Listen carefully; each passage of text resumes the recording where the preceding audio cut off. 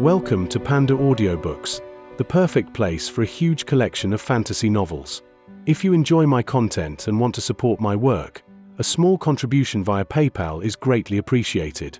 And don't forget to like, share, subscribe, and hit the notifications bell to stay updated with our latest audiobook chapters.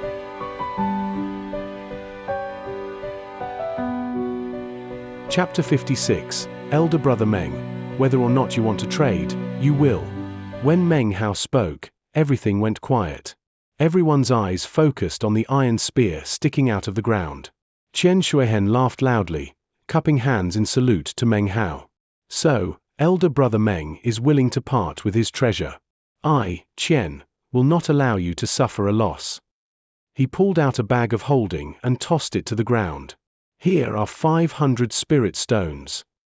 Clinking sounds rang out as 500 spirit stones appeared, forming a small mountain. Off to the side, the state of Zhao disciples watched, gloating over Meng Hao's misfortune. 500 spirit stones was not a small amount, but also not a very large amount. If he sold a treasured item for that amount, he would become a laughingstock. They weren't the only ones to think about the price. Meng Hao frowned. The difference was, his thinking was different from that of the state of Zhao disciples. In his estimation, the iron spear was probably worth 2 pieces of silver. To trade it for 500 spirit stones meant that he was actually making a tidy profit. "Are you kidding me?" said Lu Song. "Don't try to bully Elder Brother Meng. You think you can buy a treasure like that with just 500 spirit stones? I will buy it for 1,500 spirit stones." With a cold harumph and the flick of a sleeve, he produced a bag of holding. More clinking sounds rang out as 1,500 shining spirit stones emerged, producing a pile much higher than Xianxia's. It was a grand sight which left everyone nervous with anticipation. The state of Zhao disciples' hearts pounded. To them, 1,500 spirit stones was a lot. Even though they were disciples of the 3 great sects, it would still be difficult to accumulate so many. They panted as they watched. Even Sun Hua seemed to quiver with eagerness. Ju Kai stood behind him, dumbfounded.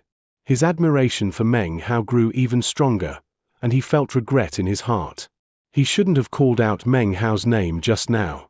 He sighed, realizing that it was his fault that Meng Hao was being forced to sell his treasure. "Junior brother Song really does have gall," said Xianxia, giving Lu Song a cold look. He was determined to win the treasure. As far as he was concerned, it was his ticket into the inner sect, and he would not give up, no matter what price he had to pay. As of now, his true opponent was Lu Song. The two of them could clearly not discuss acquiring the spear together. "All of you, give me your spirit stones," said Xianxia, turning to looking at the 5 or 6 disciples behind him. "When we return to the sect, I will find a way to repay you." Without hesitation, they opened their bags of holding and produced all of their spirit stones. 2,100 spirit stones, Xianxia said coolly, looking as if he didn't care in the slightest. "Elder Brother Meng, these are all the items that I possess." He gave a cold look to Lu Song. Lu Song's face twisted. The 1,500 spirit stones he'd offered had been borrowed from the handful of fellow disciples behind him. Seeing how many Xianxia had produced, as well as Meng Hao's apparent hesitation, he suddenly slapped his bag of holding. "Elder Brother Meng, I have no more spirit stones. But, I have medicinal pills." A bottle appeared in his hand. "Here are 3 heavenly water pills, suitable for any cultivator of the 8th level of qi condensation or lower. It is one of the best pills produced by the pill cultivation workshop of our Violet Fate sect. Each pill is worth 500 spirit stones." The burning look in the eyes of the state of Zhao disciples grew more intense. They knew how valuable heavenly water pills were. Sun Hua's breathing grew heavier. He had heard the elders of his sect speak of heavenly water pills, and knew that they were one of the 3 most effective types of pills within the southern domain for 8th level qi condensation cultivators. Even within the Violet Fate sect, prominent members of the outer sect would have a hard time getting their hands on one. Xianxia frowned, his eyes fixed on Lu Song. Clenching his jaw, he slapped his bag of holding and produced his own pill bottle. "I have no heavenly water pills," said Xianxia dramatically, But, seeing that elder brother Meng is of the 7th level of qi condensation, please accept these 7 earthly spirit pills. They were awarded to me for meritorious service within the sect. They are perfectly suited for the 7th level of qi condensation. I have some piddling earthly spirit pills too, said Lu Song with a cold laugh. He looked back at the disciples behind him. They gritted their teeth and produced their bags of holding, handing over 10 earthly spirit pills. They looked with reddened eyes at Qian Shuihen and his group. Elder brother Qian, look, said Meng Hao shyly. His heart beat rapidly. Qian Shuihen's face changed as he realized that his offerings didn't match up to Lu Song's. But this was his opportunity to enter the inner sect. He would not let it pass. Junior brother Lu, you are determined to have it out with me today, aren't you? Fine. His eyes flashing fiercely. He slapped his bag of holding, and immediately, a black beam shot out, transforming into a black spike. It glittered like lightning, producing multiple afterimages. The afterimages all came to rest on Qian Shuihen's hand, and everything grew quiet. It was pitch black and carried an air of indescribable sharpness. Elder brother Meng, this is a magical item bestowed upon me by the sect. It is called the Hell-Fighting Spike. Cold and dark, if it wounds an opponent, the wound will freeze over and an intense coldness will enter their body. Qian Shuihen forced himself to ignore his heartache as he spoke. When the spike appeared, the faces of the disciples behind Qian Shuihen filled with envy. Lu Song's expression changed, and he looked distressed. He had never imagined that Qian Shuihen would take out the black spike. Meng Hao's eyes widened and his heart raced even faster. It wasn't just him. A buzz of conversation arose among the nearby state of Zhao disciples. That's a hell-fighting spike from the Violet Fate sect. I've heard the elders speak of it. Only the Violet Fate sect possesses them. It's said there are only 108 in existence. Each one is shockingly powerful. Sun Hua's mouth grew dry, and he stared fixated at the spike. He wished beyond anything that he could be Meng Hao, then he could have this treasure. Lu Song's face continued to twist. Grinding his teeth angrily, he thought about the chance to join the inner sect, and how there was only one spot available. He would not retreat from this opportunity. Enduring the disappointment, he slapped his bag of holding and produced a treasure. It was a feather fan, composed of a total of 16 multicolored feathers. As soon as it appeared, it emanated a shocking spiritual power which struck fear into the hearts of the onlookers. Elder brother Meng, this is my most valuable treasure. It is a Milky Way fan. You don't need to practice with it at all. You can use it immediately.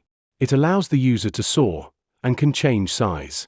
The 16 feathers can also fly out in an attack, or circle around you to form a shield. It can be used in both attack and defense. It is not a treasure of our sect, but rather something I acquired by luck. Allow me to present it to you in trade, fellow Daoist. An unsightly expression filled his face, and his heart fairly dripped with blood, but in contending with Qian Shuihen for a spot in the inner sect, he charged forth without regard to rhyme or reason. When the fan appeared, Qian Shuihen's facial expression changed. He took 2 steps back, his eyes filling with lines of blood. He knew that this was an extremely valuable treasure. To offer this up was almost like risking one's life. As for the state of Zhao disciples, they looked shocked, and their heads hummed. They might not be familiar with the fan, but it was obviously a spectacularly extraordinary item. It emitted fierce spiritual power which left their hearts pounding in shock. Sun Hua's eyes grew wide, and his body trembled as it filled with a fierce envy. Meng Hao took in a deep breath. At the moment, he actually wasn't very happy, but instead apprehensive. He had already offended eccentric Song, and the thought of deeply offending the Violet Fate sect caused a cold sweat to break out over his entire body. But it seemed that whether or not he wanted to trade, he would have to. His current appearance, his frown, and the dark look in his eyes, all made the onlookers think that he didn't view the treasures in front of him as valuable enough to trade. Elder brother Meng, I also have a plateau charging pill, useful at the 9th level of qi condensation. Ignoring the pain in his heart, Qian Shuihen slapped his bag of holding and produced a pill bottle. It is very precious. Any cultivator of the 9th level of qi condensation would go crazy upon seeing just one. Even though it can't compare to a foundation establishment pill, it's still very valuable. As he spoke, he didn't even look at Meng Hao, but rather Lu Song. This spear. Meng Hao felt even more conflicted at heart, and he was about to speak further when suddenly Lu Song raised his head to the sky and laughed loudly. He lifted up his hand and pulled a brocaded pouch out of his robe. He turned it over, and a thick, round pill fell out. It was black, and did not emit even a shred of spiritual power. But, seeing how Lu Song treated it with utmost care, it was obviously some sort of treasure. Elder brother Meng, this pill is not reusable. In fact, it is a rare magical pill. When you crush it, it will turn into a hyper-toxic black scorpion that can injure a cultivator of the 9th level of qi condensation, perhaps even kill him. This magical pill was bestowed upon me by my clan. Here, take it. Lu Song's eyes were red, but they weren't looking at Meng Hao, but rather Xianxia. He held the magical pill up in trade, but he was actually using it to threaten Xianxia, as if this were the tiebreaker. Xianxia's expression changed, and his eyes flashed, filling with killing intent. But he quickly got himself under control, and then casually said, "Perhaps we should both trade for the treasure, then take it back to Elder Wu and let him decide what to do." Lu Song didn't respond. He didn't actually want to attack. If it were in a remote place where no one could see, perhaps he would. But things were complicated with so many people watching. He had only wanted to threaten Xianxia. Upon hearing the suggestion, he nodded. Even though it hurt a bit, when he looked at the plateau charging pill in Xianxia's hand, he could only clench his jaw and put his magical pill down in front of him. Seeing this, Xianxia relaxed a bit. Without asking Meng Hao, he grabbed the iron spear and sped off. Lu Song went with him, also holding the spear. They shot toward the city gate, each of them eyeing the other suspiciously. The other Violet Fate sect disciples immediately charged after them, instantly disappearing through the city gate and off into the distance. They appeared to be heading in the direction of the State Shield mountain chain. Meng Hao's heart raced. Without hesitation, he flicked his sleeve, collecting all of the various objects. Then he turned and sped off as fast as possible. The eyes of the disciples of the state of Jiao glittered brightly, especially Sun Hua's. His eyes filled with fervor, and he moved to pursue and attack Meng Hao.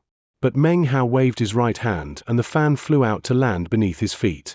His speed increased rapidly, and he shot off into the distance. At the same time, the middle-aged man sitting next to the pill furnace in the 100 Treasures Pavilion cracked open his eyes. They flashed like lightning as he watched Meng Hao disappearing. "These Violet Fate sect disciples get worse and worse with each generation," he said coolly. "They are idiots. Even though they don't have the spiritual sense of the Foundation establishment stage, they should still be able to tell that thing is useless." Upon hearing this, Xiao Ling and the other girls, who had just watched everything happen, looked incredulous. "It's just an iron spear," the man said quietly. "That young member of the junior generation, surnamed Meng, he said it himself." He closed his eyes again. This chapter was sponsored by Chandra Johannes, Deep Bhattacharya, and Non Nguyen.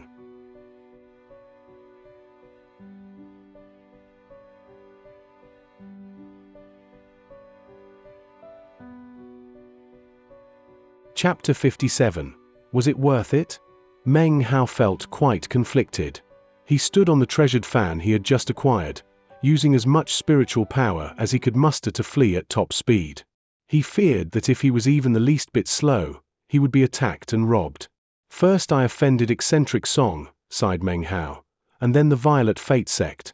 But it's not my fault, they forced me to trade." In his mind, he was innocent. At the time, he had no choice but to trade the spear.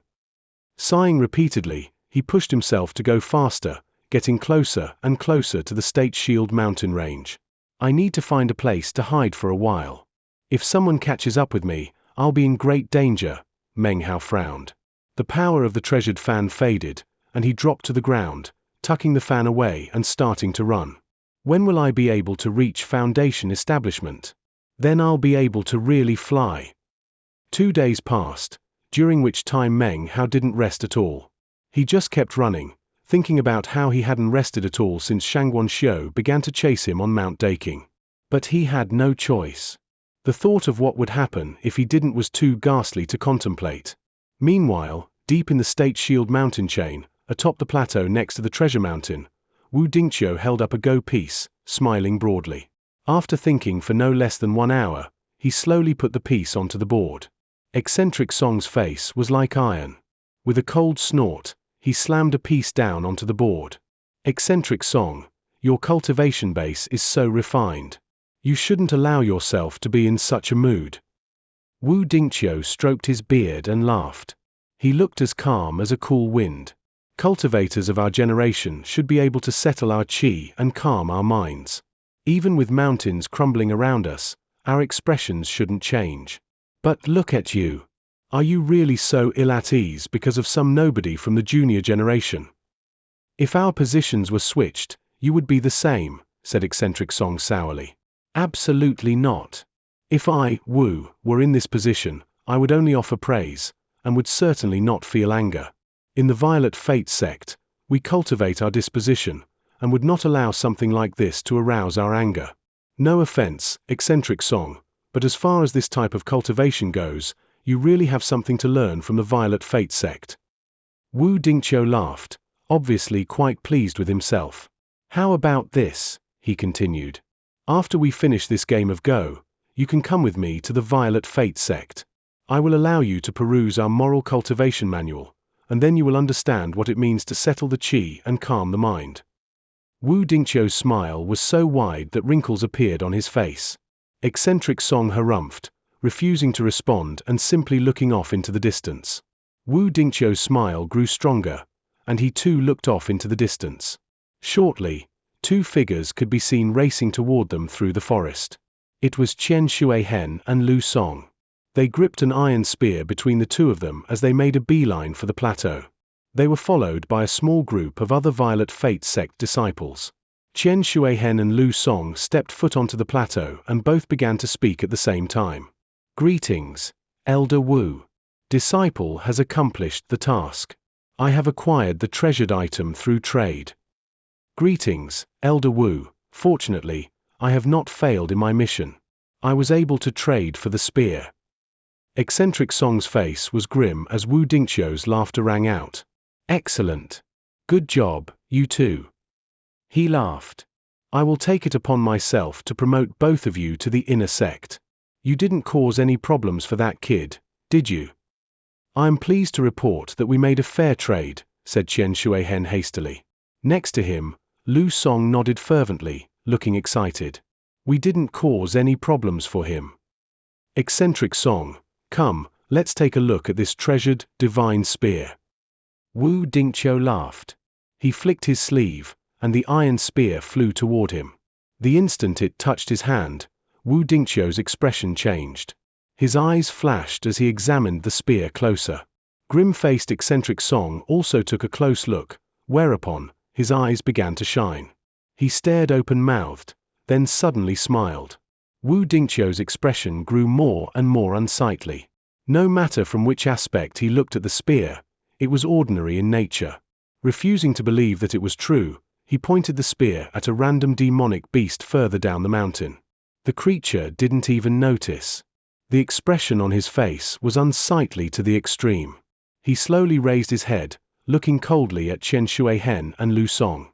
When they saw the look in Wu Dingqiu's eyes, their excitement faded, and they began to tremble.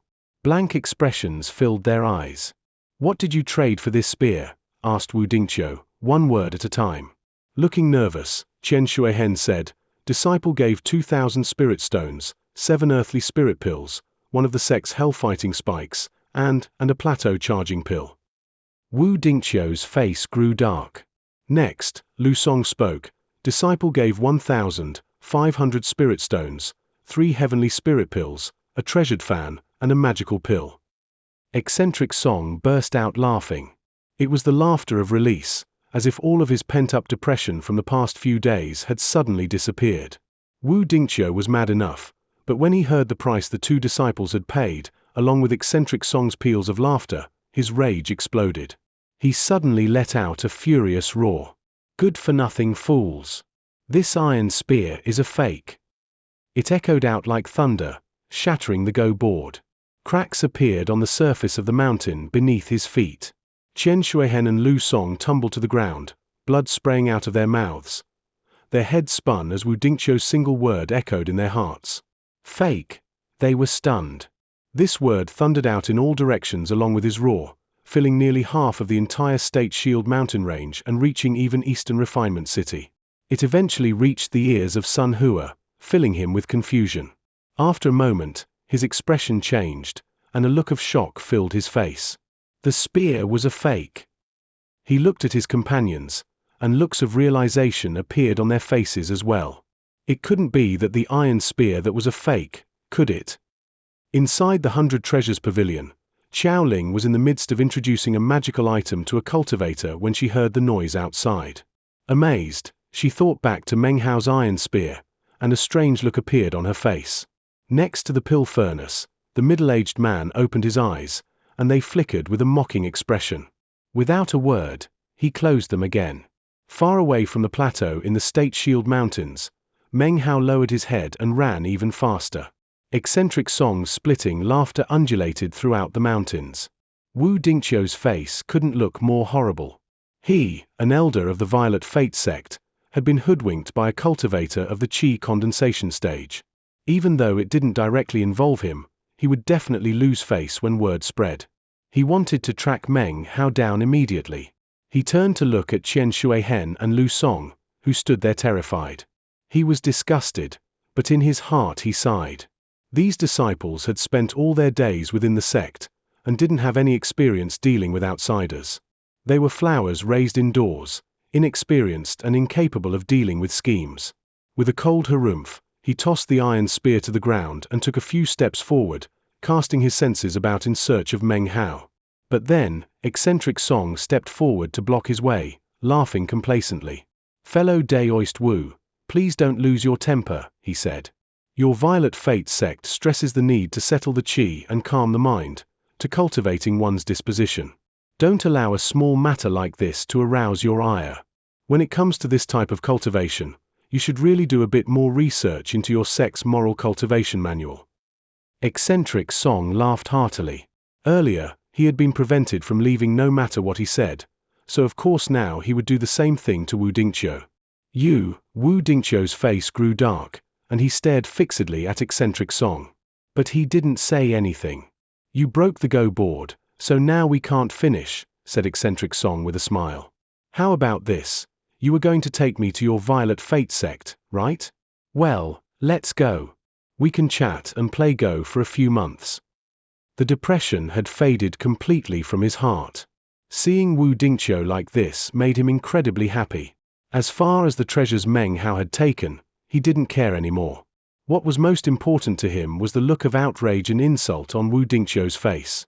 He pulled at Wu Dingqiu, clearly having no intention of allowing him to resist. Wu Dingqiu's heart was filled with gloom. He glared at eccentric Song, then let out a long sigh. He knew that the man wouldn't let him pursue Meng Hao. He stamped his foot angrily, then allowed eccentric Song to pull him up into the air. "You useless imbeciles won't be able to keep up," said Wu Dingqiu, looking down at trembling Qian Shuihen and Lu Song. "The inner sect promotion is a failure.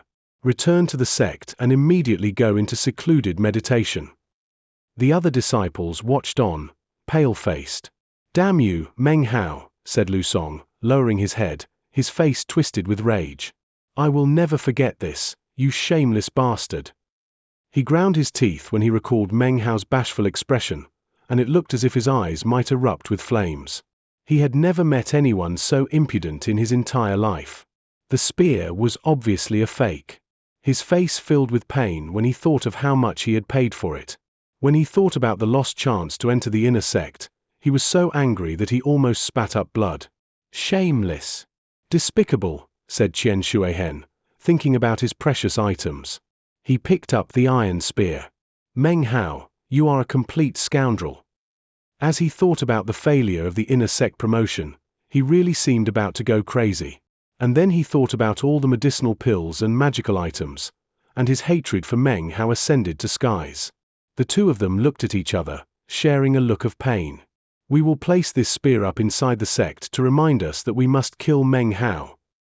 Fierce killing intent filled their eyes, and yet, the trial by fire was over, and they were required to return to the sect. Their rancour and murderous thoughts could only be concealed in their hearts, never to be erased. Meanwhile, Meng Hao was both scared witless and also felt that he was being accused wrongly. Sighing, he increased his speed, running as fast as he could for 7 days straight.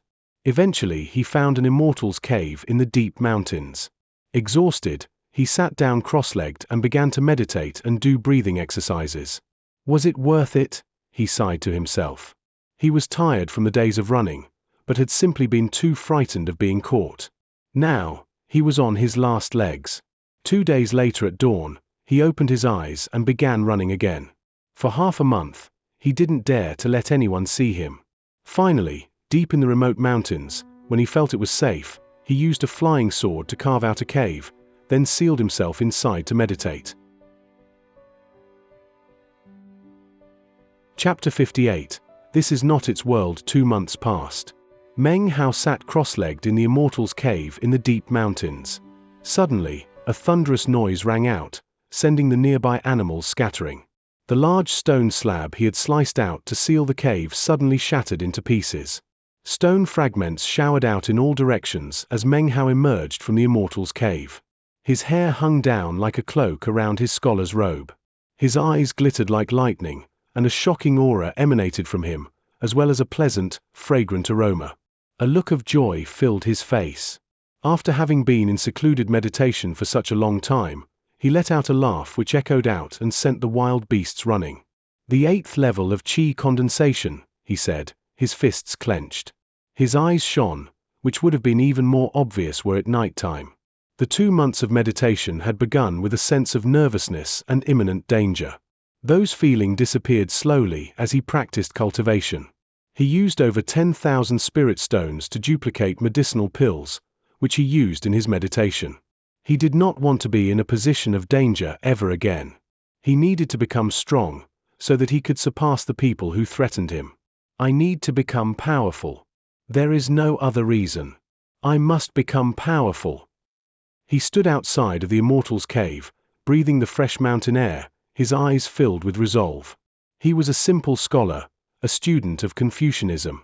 But the past 3 years had caused him to become a bit more inwardly focused.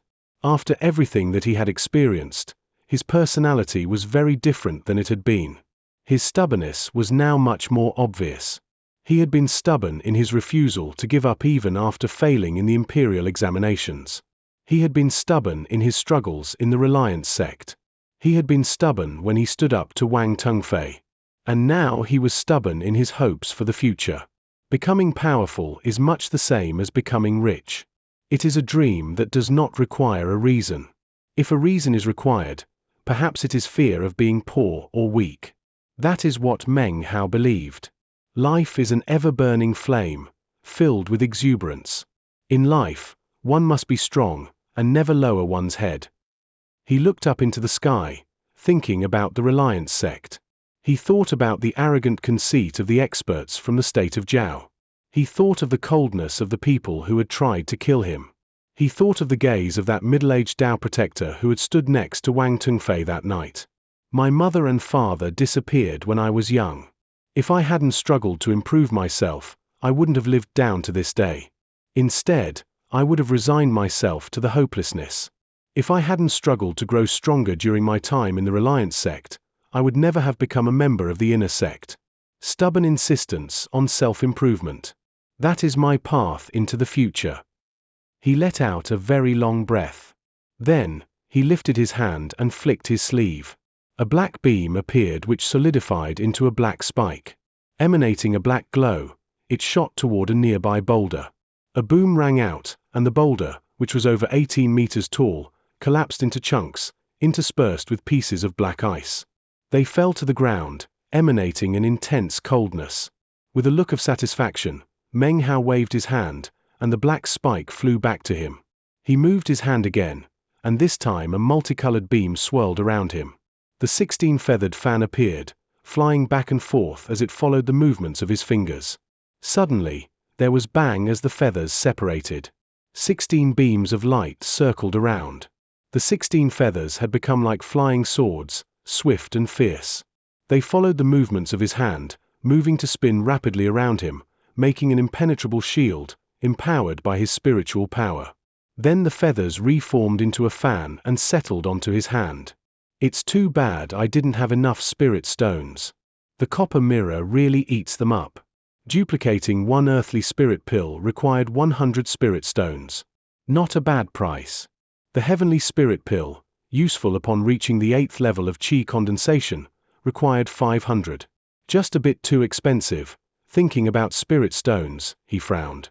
Of the 10,000 spirit stones he'd had, not many were left. During the 2 months he had spent breaking through from the 7th level to the 8th level, he had consumed over 80 earthly spirit pills. That was nearly 2 per day before he had broken through to the 8th level of chi condensation. In the future, he muttered to himself, I will require even more spiritual power to practice cultivation. A glance inside his bag of holding confirmed that he only had 5 heavenly spirit pills. He had already consumed one, and had calculated that to reach the 9th level of chi condensation he would need roughly 150. I know I need a lot of spiritual power. But could it be that my excessive consumption of demonic cores has caused my body to begin to reject medicinal pills? He hesitated, unsure of how to confirm his theory.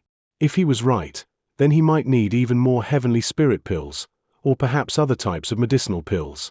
150 heavenly spirit pills, that's equal to 70,000 spirit stones. Without them, it will take me a long time to accumulate that much spiritual energy.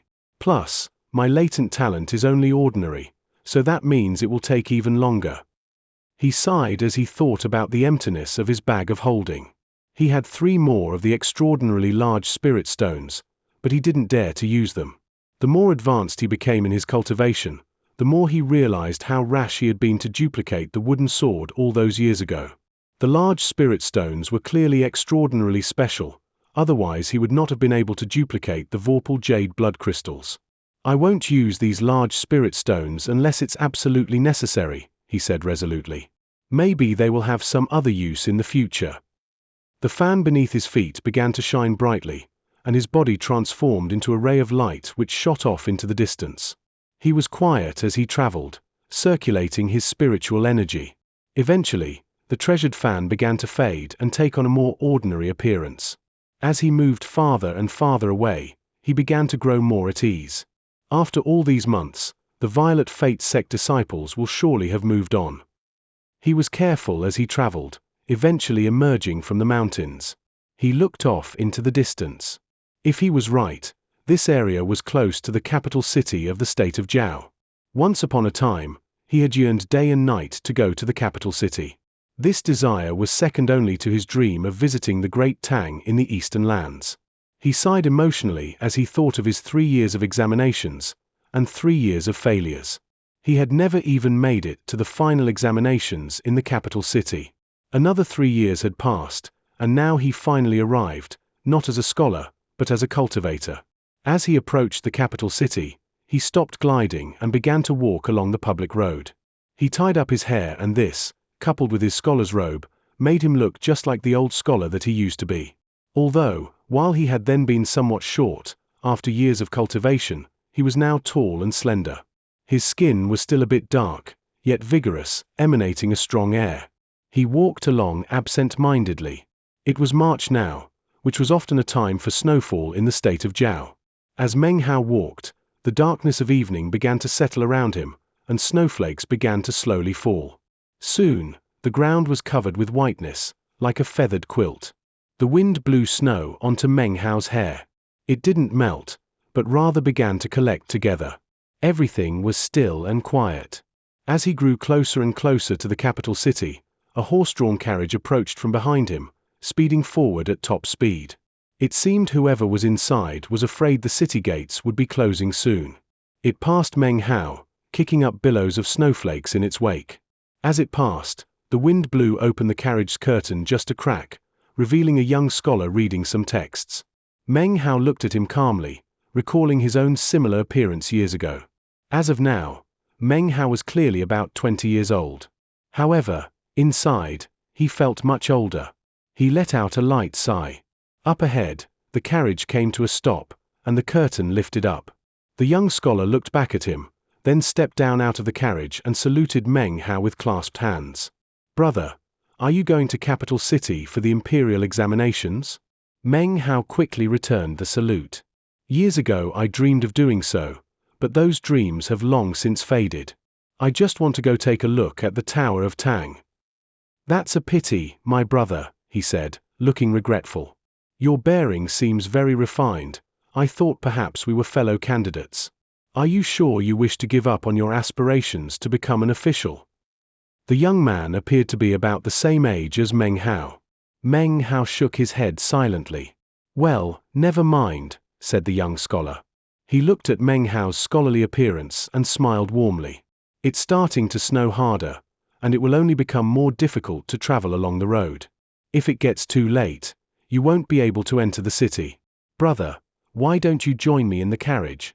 We should still have enough time to make it to the city. Meng Hao looked up at the sky, then back at the scholar. He bowed respectfully, then stepped up into the carriage. A fire crackled in a small oven inside, dispelling the bitter cold. This, coupled with the fact that an old family retainer drove the carriage, made it clear that the scholar came from a rich family. The old driver wore a wide bamboo hat and the knuckles of his hands were large. It seemed he could do some kung fu. I am Xianxia, the scholar said with a smile, warming his hands. Brother, there's no need to be shy. We're both scholars, and scholars should help each other whenever possible. I am Meng Hao, he said with a humble smile. Many thanks to you, Brother Zheng. His gaze fell upon the book resting next to Xianxia. It was the Book of Rites. It looked very old, and was obviously not a copy, but rather an ancient original text. You're surnamed Meng, said Xianxia, his expression brightening. It was somewhat cramped inside the carriage, but he still managed to stand and give Meng Hao a respectful salute. Such an honorable family name. So you're a descendant of Qingfu. I have been disrespectful. Please forgive me, Brother Meng. Meng Hao stood and returned the salute. There's no need to act like this, Brother Zheng. It's just a surname. My ancestors were resplendent, but as for me, I failed repeatedly in the imperial examinations, which has left me extremely ashamed. The two of them sat back down. Brother Meng, you spoke incorrectly just now, said Xianxia solemnly. Your surname will bring you good fortune. It has been passed down to you from ancient times. As a descendant of Qingfu, even if you didn't pass the imperial examinations, as long as you have kindness and virtue in your heart, you can still live by the values of Confucius. Meng Hao thought silently for a moment, then lifted his head and looked at the scholar sitting in front of him. Brother Zhang, he said quietly, what is the true meaning of Confucianism? Courtesy, benevolence, loyalty, and the golden mean, he responded unhesitatingly. This is Confucianism.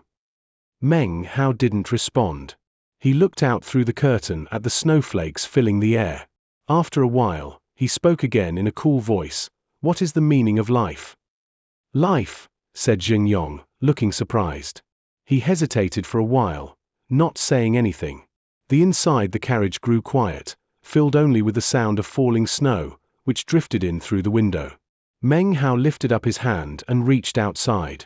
Snowflakes gradually accumulated on his hand. Snow will only appear during winter, he said quietly, and can only exist in the cold wind. Therefore, its life exists only during the depths of winter.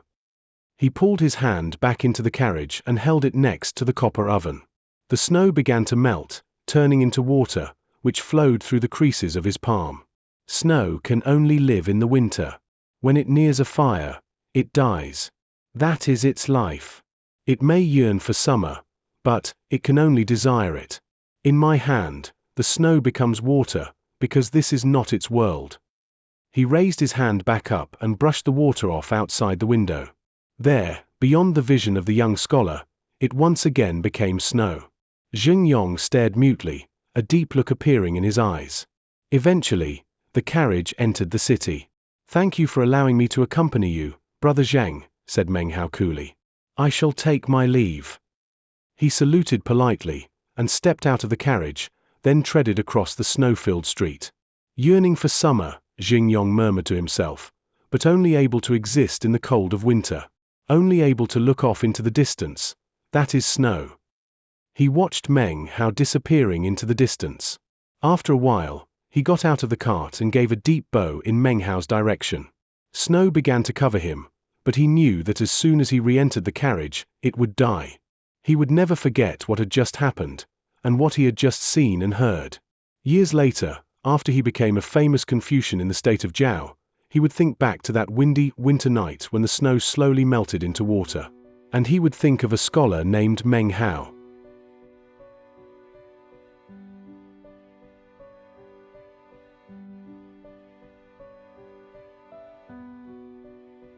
Chapter 59. Unable to see Chang'an. The state of Zhao was in the southern part of the southern domain, which was connected to the western subcontinent. These two areas were separated from the rest of the lands of South Heaven by the Milky Way Sea, although it is possible that long ago, the lands of South Heaven had not been split in this way. To state things more clearly, the state of Zhao exists on the edge of the southern domain, far from the sea. Only by passing over numerous mountains would the boundless Milky Way Sea become visible. The state of Zhao was not very large, nor was it heavily populated. However, the capital city was a bustling place. Even though the evening air was filled with falling snow, the houses glowed with lantern light, keeping everyone warm inside.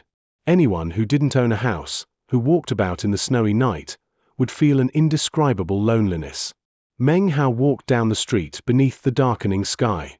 The crowds of people who would normally be visible during the day were nowhere to be seen. Anyone who moved about wore wide bamboo hats, and kept their heads lowered as they hurried along. Looking off into the distance, Meng Hao could just barely make out the shape of a large, prominent building. It was a pagoda, a tower. The Tower of Tang. It was nearly 300 meters tall, almost like a mountain, capable of capturing the attention of anyone within the city.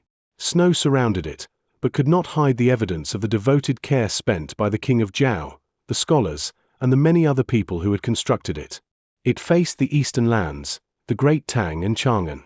Meng Hao had never been to the capital city before, nor the Tower of Tang. He had never even seen it before. But as he walked down the street toward it, he knew beyond the shadow of a doubt that this was definitely the Tower of Tang. He had always imagined that one day he would become a government official, and then he would be able to climb to its top and stare out across the land.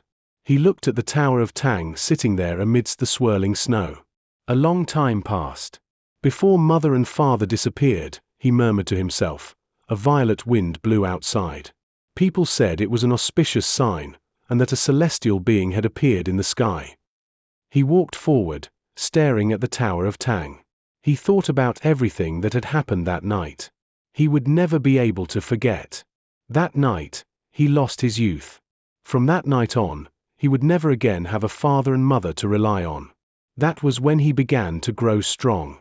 It was then that he started to dream of going to the eastern lands, to the Great Tang. Rumors spread that his parents were dead, but Meng Hao knew that they were simply missing. They were out there, somewhere. He would never forget the violet robe his father had been wearing that night as he stood next to the window, looking out at the violet wind. Nor would he forget how his father had looked back at him, a disturbed look in his eyes. He would never forget that night, nor the quiet sound of his mother weeping. He had never spoken of these things to anyone, but had kept them buried deep in his heart. As the Tower of Tang grew closer and closer, he wondered why he was suddenly thinking about such things from the past. He sighed. The sigh broke to pieces in the snowy wind. It would never leave the capital city, nor the state of Zhao, nor the southern domain. It would not cross the Milky Way Sea, nor would it reach Chang'an. Maybe it's because mother would always talk about the Great Tang, he murmured. She told me that in the capital city of every nation, there is a Tower of Tang, and people say those towers are the closest you can get to Chang'an without actually being there. As he approached the district surrounding the Tower of Tang, he looked up. The snow fell in heavy sheets, and the winter wind whimpered around him. More and more snow was building up on the tower. From where he stood, he could see clearly that it had been constructed with great care. Its foundation was 8-sided, and it rose up like a massive pagoda. It was constructed from green material, and looked just like he had imagined it would. Despite the snow, soldiers patrolled around its perimeter. This area was a place only highly ranked officials and powerful people could enter, in order to offer sacrifices and perform rites. But the mortal soldiers didn't notice as Meng Hao's body passed by and entered the tower. An ancient flight of stairs wound up inside, reaching slowly up toward the top. The walls were carved with brightly colored frescoes, depicting the eastern lands, the Great Tang and Chang'an. I remember Mother describing the Great Tang to me.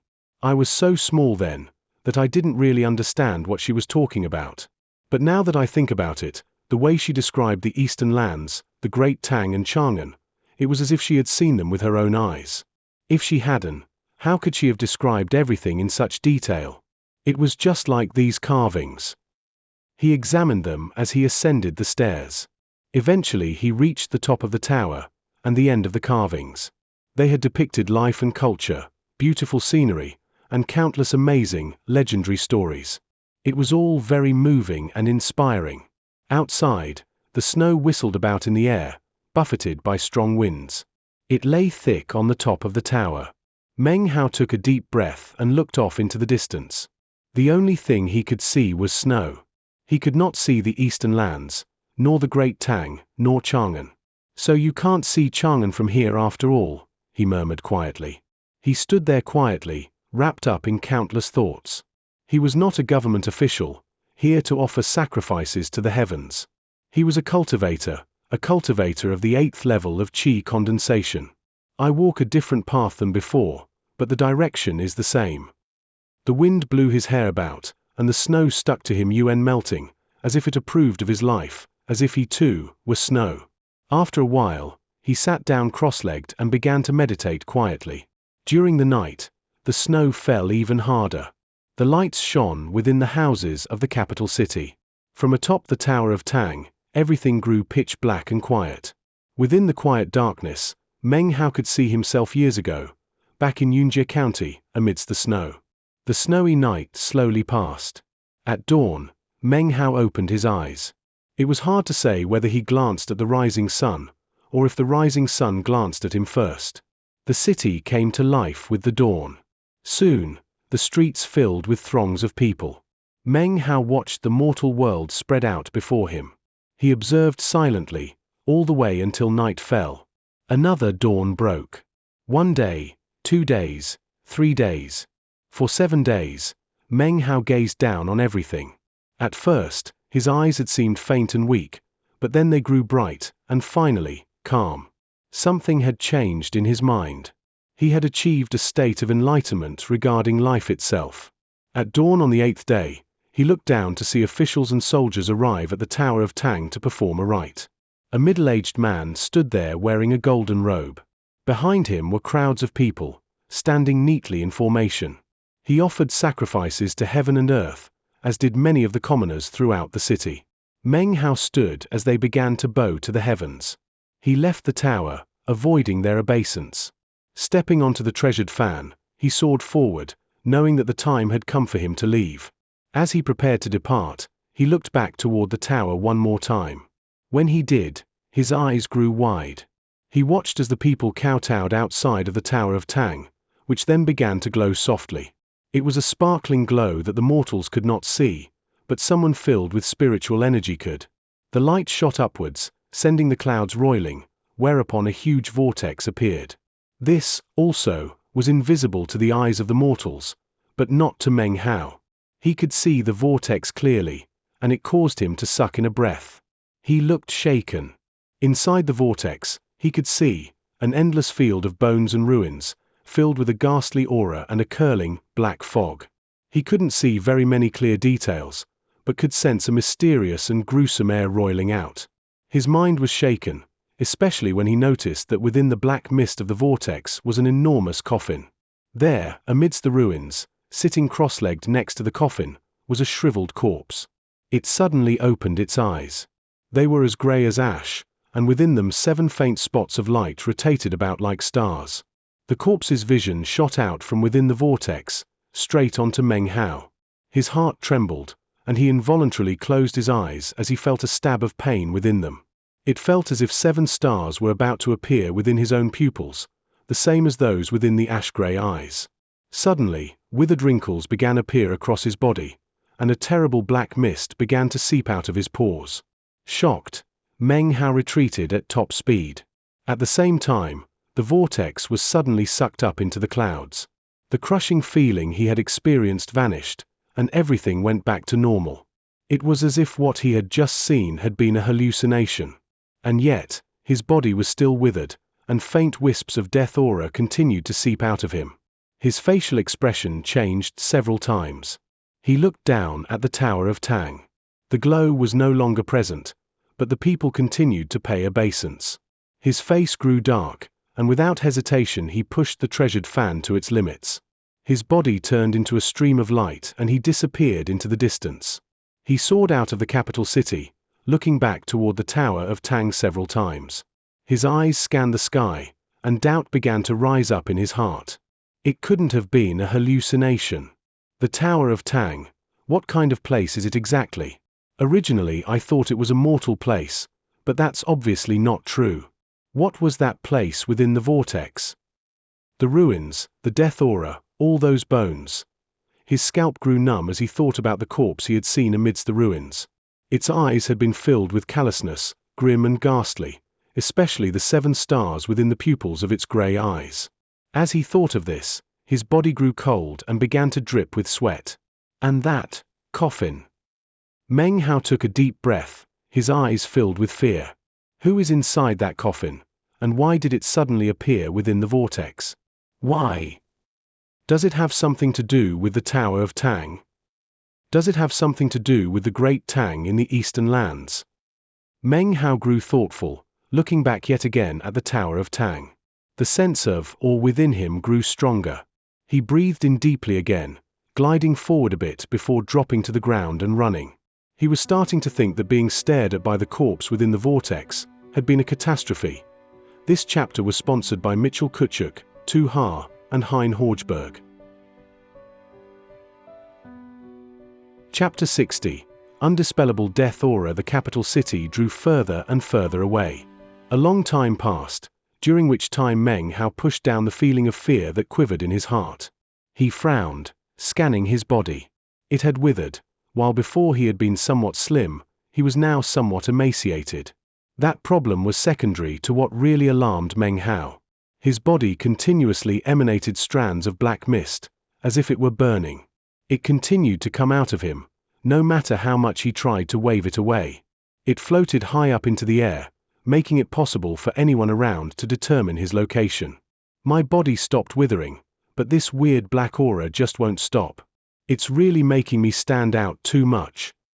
He flew forward as fast as possible, trying to find a place to hide within the mountains.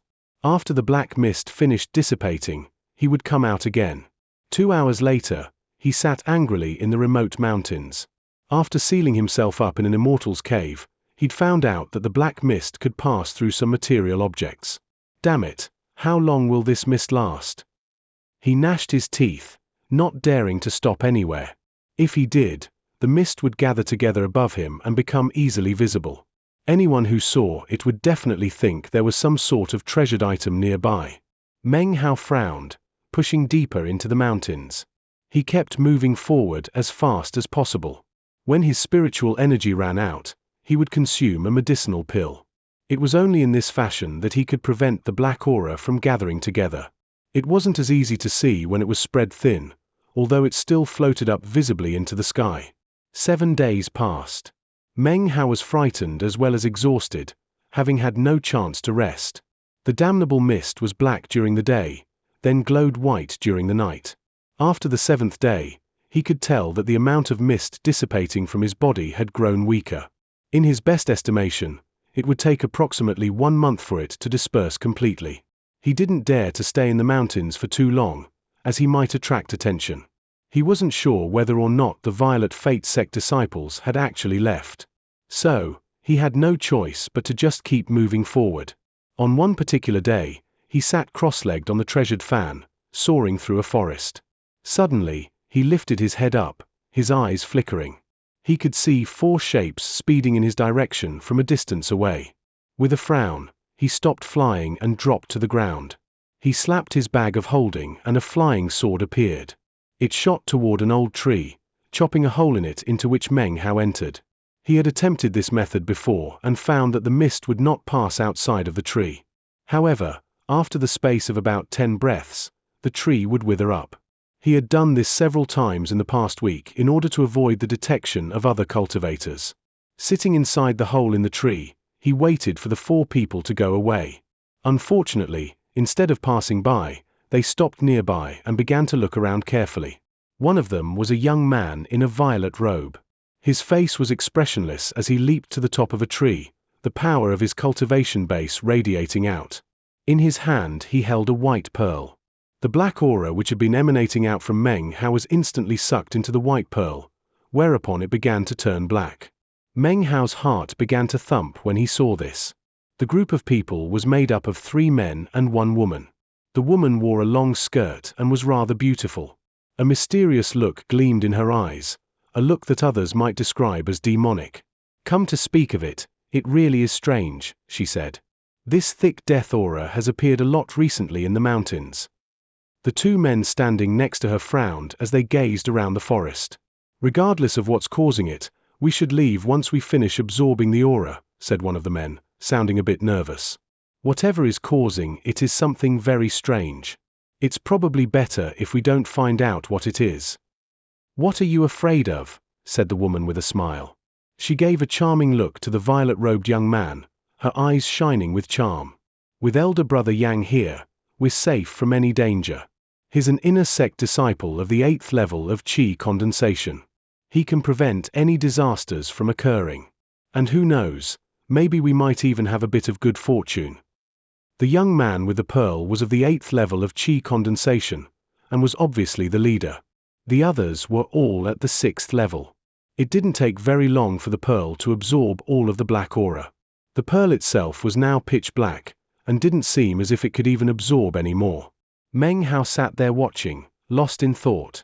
"Let's go," said the man named Yang. He flicked his wide sleeve, and the 4 of them began to make their way off. As this happened, Meng Hao frowned. They were taking too long, and he had run out of time.